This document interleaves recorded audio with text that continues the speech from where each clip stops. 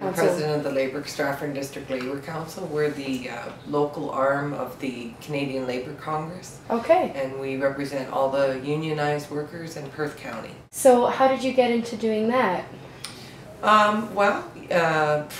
27 years ago, I worked at a different factory in town. And I got encouraged to start coming out to the Labour Council meetings because I was told that, you know, if you want to be involved in the union, you have to get involved in the community, and this is one of the things you do. So I came out to a meeting, and the first meeting I came to, they said, "How would you like to be the vice president?" Because they're always looking for new, fresh meat, and I was 24 years old, right? Yeah. And there was a bunch of older people in the room, and they're much like it is now today too. If a 24-year-old came to the meeting, we'd be like, "How would you like to get involved?"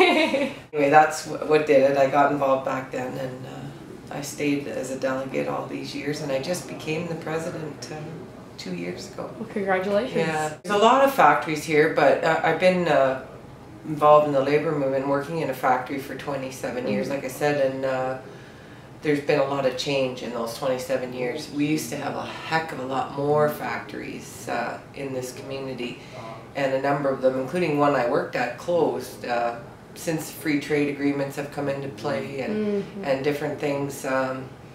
Primarily, I think the majority of the plants that closed in this community were as a result of free trade, mostly the auto parts ones that closed, I would say, as a result of free trade. And ever since that, we've lost countless jobs, and there's been a number of new factories built in the meantime. With the advent of Toyota, when Toyota started production here in Canada, when Honda started production here in Canada, some of these different Japanese automakers started investing in our community and building plants here, which is great. However, none of them pay anywhere near the wages and benefits that we used to enjoy at the other plants that had closed. Many of them had unions, and they had been in the community for, you know, in some cases 100 years.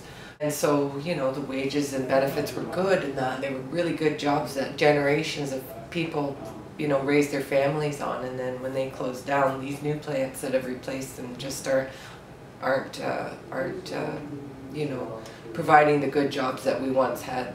A lot of them are employing workers from temp agencies where they're making barely more than the minimum wage, and even the ones that don't use temp agencies aren't, you know, paying particularly well, and the benefits aren't particularly good and stuff like that. So, you know, I don't know, we're not seeing a return in the community to the industry that we used to have, the good paying industrial jobs that we used to have.